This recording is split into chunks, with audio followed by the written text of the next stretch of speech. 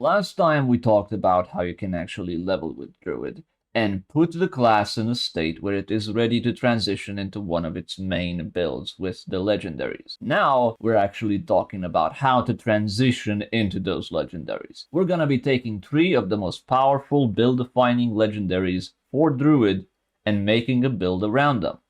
Not completely, we're just going to be looking at the skill tree. I just want to show you guys where you can start doing that. As the reality is, if I were to actually go into all of the details for every one of these builds, it would probably take me hours. If you want to know more or you have any specific questions, I would gladly answer those over my stream. But right now, let's just get right into showing you guys how you can transition from that tornado build into something that you actually want to play around in terms of legendaries. The first build we're going to be talking about is the poison build, because I'll be honest, I find it very interesting and I think it has a lot of potential. A lot more potential than all the other classes in terms of just raw damage. And we'll be taking a look on why that is exactly in just 1 second. So the poison build begins with a classic. You pick Storm Strike, of course. Vulnerability gives you more value than 10% poison damage ever will. The reason for that is quite self-explanatory. 20% damage across your entire kit is a lot better than 10% poison damage, which is actually something like 2% weapon damage in terms of poison damage. That's being considered here. It's really shit in that sense. So we do not want to claw, even though some of you might want to use it. It's just a bad idea. Storm Strike is the way to go. But this is where the transition starts. Of course, the legendary is for Shred, so we're naturally going to be picking Shred right away. The moment you get the legendary, you want to switch over because this is going to become your main damage skill. And you take the poison trait right here. One thing that I want to mention in regards to this legendary right here that you're seeing on the screen is that the way its damage is calculated is based around the total poison damage that is on the target. So the more attack speed you get, the faster you put poison on the target, the bigger your damage is. So attack speed and cooldown reduction and cooldown resets become a huge damage modifier for you, as you want to put as much poison on people as possible. So naturally, when we talk about defensives, we want to go for Bloodhound. Why? Because of the extra attack speed. As we talked about in the other video, the attack speed ends up generating more resources for you and also making your kit as a whole feel better. And you'll also be getting this skill far more often as well. It's really, really good. The next thing you want is, of course, your hardest hitting poison skill inside of your entire kit. It's going to be Poison Creeper. As we've already mentioned, the maximum damage for this goes very, very high. If you actually max Poison Creeper, which you really, really should if you're going to be going for poison, you will be hitting for about almost 300% damage. And keep in mind, you will be hitting with Poison Creeper alone for 300% damage. But because of how the legendary works, you will essentially be doing 200% extra weapon damage every single time you use Shred. So every single one of these 3 attacks will be doing 200% weapon damage. This will make Barbarian look like a fucking pussy with its stupid ass tornado, okay? This will absolutely embarrass Barbarian with the right modifiers, because it just hits for so much. And the reason why it's so broken, the reason why I want to emphasize it so much, is because it stacks. See, you're looking at this as, oh, 300%, we take 70% of that, and we reach 200%. No. This is just the beginning. All the poison damage that the enemies have on them will be multiplied. So let's say you're using Shred after Poison Creeper. That's 200% damage. But then your Shred will also add 51% of its damage as poison damage. Right? So then it's 350%. Let's say, since Shred has a 20% lucky hit, it's not too shabby. You get a lucky hit, it crits, and you have the Pack Leader boon selected, which resets all of your cooldowns for your poisons. Well, for your companion skills. I mean, for your poisons in terms of Poison Creeper. What this ends up doing is that you can add another 300% damage. Now you have 600% poison damage on a single target. That means your shred on every single one of these 3 hits will be hitting for 400% damage each time. That's 1200% weapon damage from a single shred. This ability went from doing less than a tornado to almost 500% of a tornado. That's how big the increase in damage this one legendary has given us. This is what I meant when Druid legendaries are absolutely insane, and why you should definitely play Druid. Because every single one of these legendaries that Druid gets changes the class in such a fundamental way. It almost feels like it's 5 classes made into one, with so many options and so many things to theorycraft. You look at the other classes and you'll see they're rather binary. They don't have a lot of options. Mostly they're just stacking shit on top of another, and even then they're not even reaching one single build that the Druid can pull off. That is what I want to emphasize with this video. So we've taken Poison Creeper, of course, and then we have to take Rabies. It's the only situation where you want Rabies. One of the main reasons why you're doing that is because it has a 50% lucky hit chance, which is quite good. Now, of course, it's not exactly a 50% lucky hit chance. You're not going to be getting 50% every tick. It's every single one of the ticks of Rabies will be doing together 50%.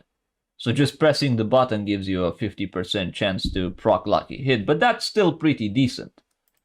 And of course, you don't want Savage Rabies, keep that in mind. You don't want to reduce the duration of the poison. In fact, if possible, you would want to increase the duration of the poison, because what you want is to have as much poison on a target for as long as possible, so that with this legendary, you will do that 70% damage of as big of a pool as possible. So naturally, it is quite good. In terms of AoE, you shouldn't really be worried about area of effect, because the reality is you also have this skill, which makes Shred jump to every single poisoned enemy. And with Rabies and possibly Werewolves, if you want to run that, you can turn your wolves into werewolves, and they will spread Rabies for you. So that's yet another addition of something that is possible with Druid. But it doesn't end here. See, the poison build also has another bit of utility. It gives you additional crit strike damage. And on top of that, it makes all your critical strikes turn into poisoning damage. So if you really want to go for high damage, you're going to be running crits on top of poison.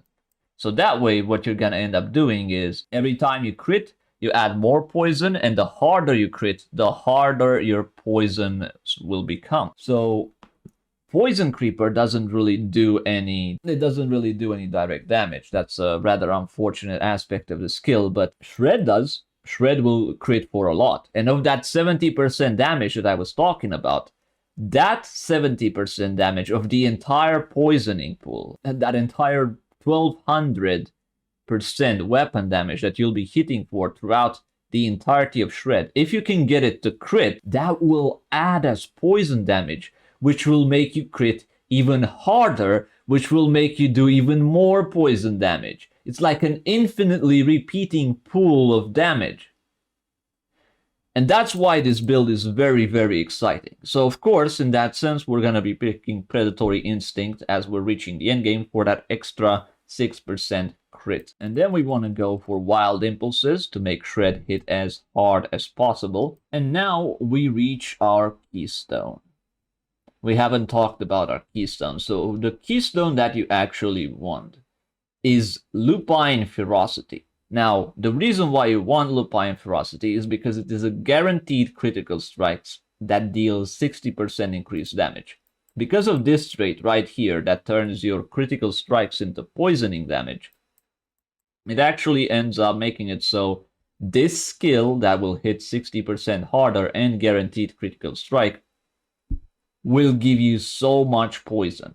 And that's what you want. You want the hardest critical strikes so that your critical strikes will make even harder critical strikes. It's that insane. So this is how you transition into your poison build. Overall, I would rate this this build very, very highly. I think it's an insanely fun build to theorycraft. I haven't theorycrafted it myself because it's not the one I'm going to be playing around, because I'm going to be playing hardcore. So what I want is something that synergizes really well with pretty much everything you can do in the game. You want healing. You want damage resistance. You want mobility. You want unstoppable. While the poison build is insane and very fun to play and deals an insane amount of damage, it's not for me. So that's why I haven't theorycrafted it very far. This is essentially what I'm giving you is the foundation of the build and what you're trying to do. So now you can go into the Paragon board and you can go for the traits that you know work well with this build. For example, you see that you need crit strike. You take an additional chance to critically strike. You see that you need critical strike damage, and you go for that critical strike damage. It's a lot of things that make sense, and it's a lot of things that you want to go for. But I'm not gonna go into them for you. What I want you to do is to do it yourself, since that's the fun of Druid. It's doing things, since you have so many options, you do things your own way, and every single Druid will play differently. It's not like the other classes where everything is defined, all the best traits are obvious to pick, and all the bad traits you will never pick. No, with Druid, everything is good. There's a situation for everything. It's all dependent on your playstyle, and everything will be useful at its time. So have fun with it. Because right now we're going to go into the build that I'm going to be using for hardcore. So let's clear this and get right into it. The legendary is, of course, the famous trample slide. Trampled Earth. Once again, no real exception here. Storm Strike is the way to go. We start off with Storm Strike, and then we transition into Tornado. Now, why are we picking Tornado again? It's simple. It's because we're going to be using Nature's Fury in order to get Symbiosis to reset our Trample, since it's our main source of damage. So the reason why we're using Tornado is because Tornado, once you cast Tornado, it becomes its own entity. It's not like Lightning Storm, where Lightning Storm is just one skill. Tornado is its own entity. So every time it hits, it counts as a separate proc of the skill. It's a little bit strange to explain, but basically Tornado is the easiest way to fish for Nature's Fury procs. That's what I wanted to say. So for now, we're going to be going for Tornado. Later on, we might switch that around. The second thing that we want to grab is Landslide. And the reason why we're running two core skills is because one of them we're not actually trying to use. You're going for Landslide just for its damage, because it's put on Trample. But other than that, you're not actually interested in this skill.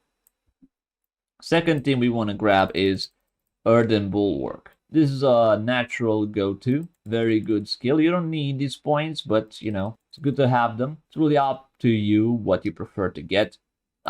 For me, the reason why I don't want to go for these points to put it to max is because I don't feel like I need it. I can invest these points into other ways to mitigate damage. For example, I can go for Iron first, since I'll be using Trample a lot, and I'll be getting 9% damage reduction. That's already 35% damage reduction just for 2 skills. And I get a little bit of extra crit. Not that it helps me because I have guaranteed critical strikes, but hey, it's there. The next thing that I want to grab is Poison Creeper. Now, why am I going for Poison Creeper, you might wonder? Well, we need Terra Motes. How do we get Terra Motes? Well, that's quite simple. You just press a button, and every time you CC an enemy, you get that Terra Mote. That's how it works. So that's exactly what we're going to be going for. And because we have the reset here with Pack Leader, critical strikes have up to a 20% chance to reset the cooldowns of your companion skills. We're going to be getting that Poison Creeper a lot. Because as you can see on the screen, Trample Slide will crit so many times. And every single one of those landslides, it has a 20% chance to lucky hit. So it's guaranteed that we'll be getting at least one lucky hit out of all of those. And what I want to emphasize here is that all of those will be crits. So it's even more likely that with Trample Slide, we'll be getting that reset on all of our companion skills. Unfortunately, Wolves and Ravens don't particularly help us with this build. What we actually want to go for here, first we gotta pick Trample, of course. And I'm gonna be going for Fortify myself. I prefer the damage reduction that Fortify offers. And this hidden overpowered trait that many people aren't considering, Safeguard. Now, Safeguard is absolutely insane. Essentially, every time you crit, which once again we're showing it on the screen, you're gonna be critting a lot. It gives us 7% of our base life as Fortify. So naturally, this means you'll be fortified 99% of your gameplay just by pressing one button, which you'll be pressing a lot. So that's what I want to emphasize here. It's gonna be pretty damn good. Now, Crushing Earth might seem promising, but it's really not. You don't really care too much about the extra damage to Immobilized or Knockback, because the reality is you just have this, and it deals more damage than that ever will. So this is conditional, 15% conditional damage, and this is 12% non-conditional damage for you, because you will always be above 50% Fortify. Now I'm gonna theorycraft a bit with you guys, just a couple of things that you could also go for, so you can understand the depths of what Druid is capable of. So the hardest hitting build on the previous betas was actually Petrify Druid, running Landslide and Petrify with as much crit damage as you could get. So they would just petrify a boss and kill it in 3 seconds. You can see it once again on the screen right here.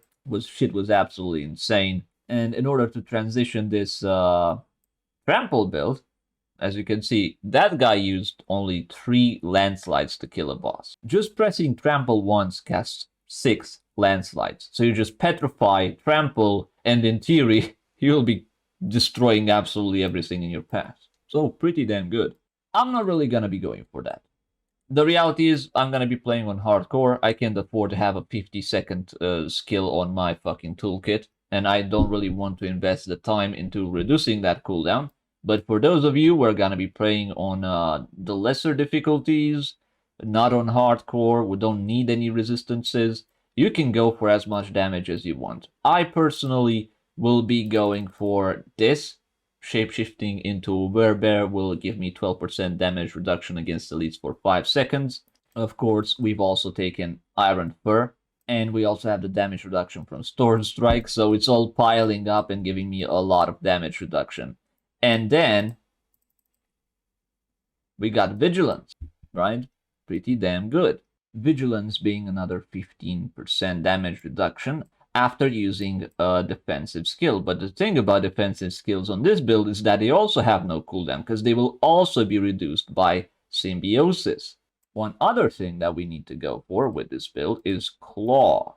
The reason why we're going for Claw is because eventually we will transition into a Crone build, fishing for more and more Symbiosis procs. So more tramples, more damage, more heals. Because the reality is we also have this boon. Critical strikes with shape-shifting skills heal you for 3%. That means every time we crit with trample, we'll heal for 3%. And every time we crit with a claw, we heal for 3%.